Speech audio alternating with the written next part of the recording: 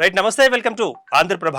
మరి పార్టీ ఫిరాయింపులకు సంబంధించిన ఒక ఎపిసోడ్ ఎప్పటి నుంచో కొనసాగుతూ వస్తుంది. మరి ఆ ఎపిసోడ్కు మరి కొద్ది గంటలు కూడా తెరబడనుంది. అదేవిధంగా మరి సుప్రీంకోర్టు చెప్పిన విధంగా మరి మీ యొక్క నిర్ణయాన్ని మీరే తీసుకోండి స్పీకర్ గారు అంటూ కూడా నిర్దేశించింది.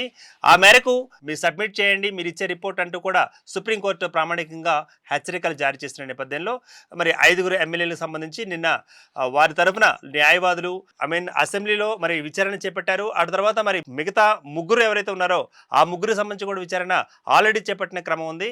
అయితే ఇంకా 2 ఎమ్మెల్యేలు మాత్రం తమ యొక్క అభిప్రాయాన్ని తెలుపకుండా మరి కొంత సమయం అడగడం జరిగింది. అయితే సమయం మాత్రం సన్నంగా మారింది, సమయం ఆసన్నమైంది. మరి ఈరోజు స్పీకర్ గారు పూర్తి స్థాయిలో దాని యొక్క నివేదికను ఇవ్వబోతున్నారు, ఎవరు అనర్హులు ఎవరు అర్హులు అంటూ. సో మరి రాష్ట్ర రాజకీయాలలో సంచలనంగా మారిన ఈ అంశం మీద మనతో పాటు చర్చా కార్యక్రమంలో పాల్గొనేందుకు జూమ్లో సిద్ధంగా ఉన్నారు కటకం మృత్యుంజయ్ గారు. వీరు ఎక్స్ ఎమ్మెల్యే కరీంనగర్ నుంచి, అదేవిధంగా సీనియర్ అధికార ప్రతినిధి కాంగ్రెస్. వారిని ఇన్వైట్ చేస్తున్నాం.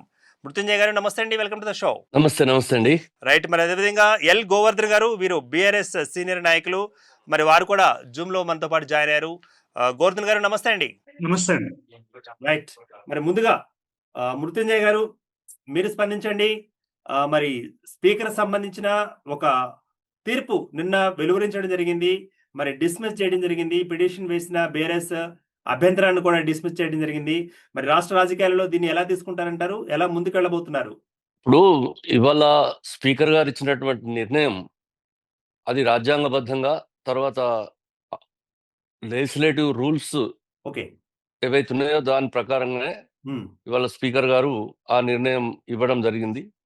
రాజ్యాంగం లోపల కూడా 10th షెడ్యూల్ పారా 6 లో అదేవిధంగా లెజిస్లేటివ్ అఫైర్స్ రూల్స్ 1986 మనం ఫాలో అవుతుంటాయి. దాని ప్రకారంగా ఆయనకు ఉన్నటువంటి అధికారం అది, అంటే ఆయన స్పీకర్ గా కాదు, హీ యాజ్ ట్రిబ్యునల్ చైర్మన్ గా ఆయన నిర్ణయం తీసుకోవాల్సినటువంటి అవసరం ఉండే. దాని మీద డిలే అయిందని చెప్పి వేరే పక్షాల వాళ్ళు, ఇప్పుడు టీఆర్ఎస్ వాళ్ళంతా కోర్టులోకి పోవడం జరిగింది. సుప్రీంకోర్టు కూడా దీని మీద విచారణ చేసి ఒకసారేమో 3 నెలల లోపల దీన్ని తీర్పు వెల్లడించాలి, మేమల్ని ఇంటర్ఫియర్ కాము తీర్పు లోపల, కానీ తీర్పు చెప్పవలసినటువంటి బాధ్యత స్పీకర్ పైన ఉన్నది. స్పీకర్ అంటే ఆయన స్పీకర్ గా కాదు, యాజ్ ఎ ట్రిబ్యునల్ చైర్మన్ గా ఆయన పైన ఉన్నది తీసుకోవాలని ఒకసారి 3 నెలలు, తర్వాత మొన్ననేమో లాస్ట్ 4 వీక్స్ లోపల ఇవ్వాలని అన్నారు. ఈ 4 వీక్స్ రేపు 19th వరకల్లా ఇది కంప్లీట్ అయ్యేటువంటి పరిస్థితి ఏర్పడ్డది. 19th అయితే లాస్ట్. అయితే దాని మీద స్పీకర్ గారు గత కొన్ని వారాల నుంచి దీని మీద వాదనలు వింటా ఉన్నారు.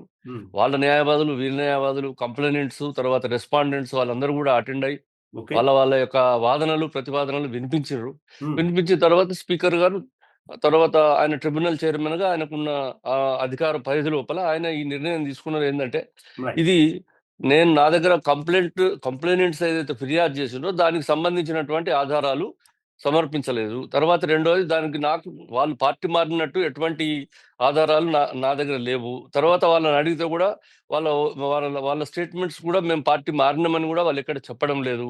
వీళ్ళేదో కండువాలు కప్పుకున్నారు, ముఖ్యమంత్రి గారిని కలిసిండ్రు, ఇంకేదో అది చేసిండ్రు, ఇది చేసినట్టే. కండువాలు అనేటి కానీ, రంగులు కానీ ఇవన్నీ పార్టీలకు సంబంధించిన వ్యవహారం కాదు.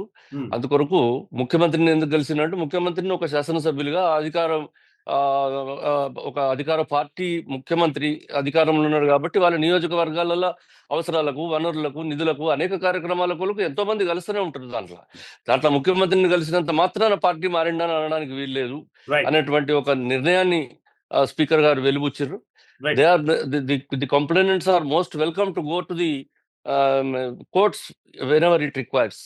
రైట్ అండి మృత్యుంజయ్ గారు. రైట్, గోవర్ధన్ గారు మరి మీరు స్పందించండి. మరి నిన్న వెలువడిన తీర్పు, స్పీకర్ గారు ఇచ్చిన తీర్పుని మరి సీల్డ్ కవర్లో మరి కోర్టు కంటే ధర్మాసనానికి పంపించడం జరిగింది. మరి దానికి సంబంధించి కూడా కాపీ మీకు కావాలని కూడా అడిగారు మీ యొక్క బీఆర్ఎస్ ఎమ్మెల్యేలు, మరి సంజయ్ గారు కానీ, మరి అదేవిధంగా కె వివేకానంద, వీళ్ళు కూడా అడగడం జరిగింది. అక్కడ అభ్యంతరం కూడా వ్యక్తం చేశారు.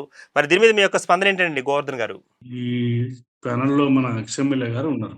ఎస్, వాస్తవం ఏంటంటే ఒక విషయం అయితే చాలా గమనించాలి.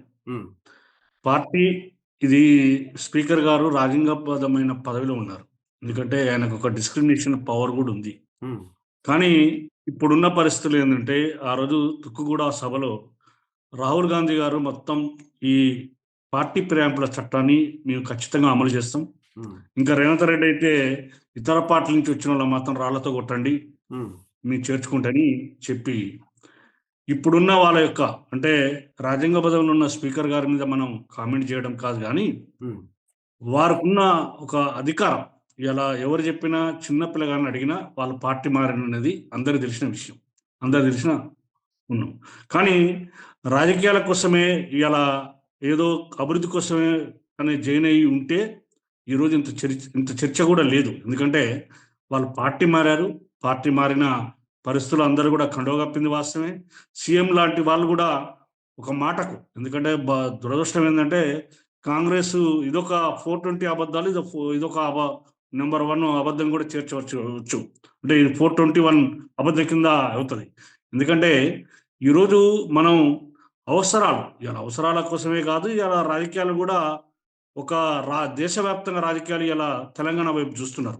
హ్మ్. ఎందుకంటే మేము బీసీ మేము 42% అమలు పరుస్తున్నామని, అదేవిధంగా పార్టీ ఫిరాయింపుల చట్టాన్ని మేము గొప్పగా అమలు చేస్తామని హ్మ్.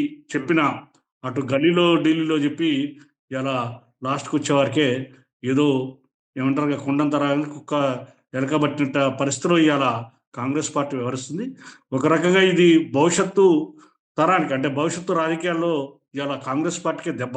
ఎందుకంటే ఒక మాట చెప్పి అమలు చేసి ఒక రాజ్యాంగబద్ధమైన పదవిలో ఉన్న వాళ్ళకు ఈ ఈ చట్టం గాక అమలు చేసి ఉంటే ఇయాల దేశంలోనే కాంగ్రెస్ పార్టీకి ఇయాల ఒక గొప్ప ఒక ఔన్నత్యం గూడా వచ్చేదుండే.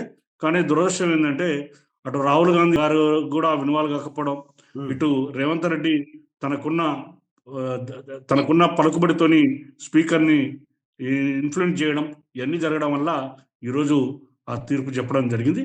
ఇది ఒక రకంగా ప్రజలకు ఇదొక మోసంగా మేమైతే భావిస్తున్నాం. వారు చెప్పిన అంశాలలో మరి రిపోర్ట్స్‌లో ఏముందంటే, మా నియోజకవర్గ అభివృద్ధి కోసమే మేము కలిసాము.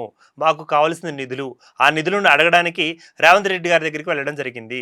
రేవంత్ రెడ్డి గారు మరి కాంగ్రెస్ సీఎం కాబట్టి మరి బీఆర్ఎస్ సీఎం లేడు కాబట్టి మేము వెళ్ళాల్సిన పరిస్థితి ఏర్పడింది అన్న మాట వాళ్ళు చెప్తున్నారండి. ఏమంటారు దీనికి? చూడండి ఇయాల ఆ రోజు పార్టీలో ఉన్న పత్రికలన్నీ తిరిగేద్దామి. హ్మ్. ఇయాల పత్రికలు స్వేచ్ఛ అబద్ధమైతే రాయవు గదా! హ్మ్. మేము పార్టీలో చేరాము అని చెప్పి వాళ్ళు ప్రకటించుకున్నారు. కండువాలు కప్పుకున్నారు. ఇది యావత్ ప్రపంచం అంతా చూసింది.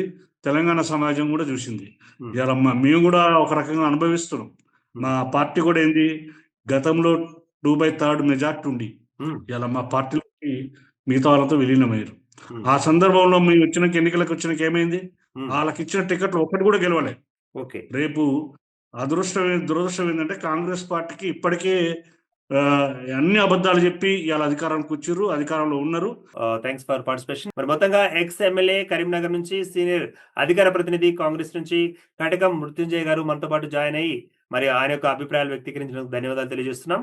అదేవిధంగా మరి సీనియర్ బీఆర్ఎస్ నాయకులు మరి ఎల్. గోవర్ధన్ గారికి కూడా ధన్యవాదాలు తెలియజేస్తున్నాం. మొత్తానికి పార్టీ ఫిరాయింపులకు సంబంధించి ఏ కేసులో అయినా సరే చట్టాల్లోని లొసుగులను ఉపయోగించుకొని ఒక్కొక్కరు మరి ఈ రకంగా పరుగు పందాలు చేసేటప్పుడు లేదా గోడ మీద పిల్లిలాగా మారుతున్నప్పుడు లేపోతే జంపింగ్ జిలానీలా మారుతున్నప్పుడు, లేదు లేదు మేము తప్పు చేయలేదు. మేము కరెక్ట్‌గానే ఉన్నాం అనుకుంటూ మరి ఏం చేస్తారు అంటే, పిల్లి పాలు తాగేటప్పుడు ఏం చేస్తుందో అందరికి తెలిసిందే. మరి తను కళ్ళు మూసుకున్నంత మాత్రాన ప్రపంచం లేదా ప్రపంచంలోని సమాజంలోని ఓటర్లు కళ్ళు మూసుకుంటారా? మరి ఓటర్లు వాళ్ళను ఏ విధంగా స్వీకరిస్తారు? ఏ పార్టీ నాయకులుగా, ఏ పార్టీకి చెందిన నాయకులుగా ఎలా ఊహించే అవకాశం ఉంది అది వేచి చూద్దాం. Keep watching for Andhraprabha.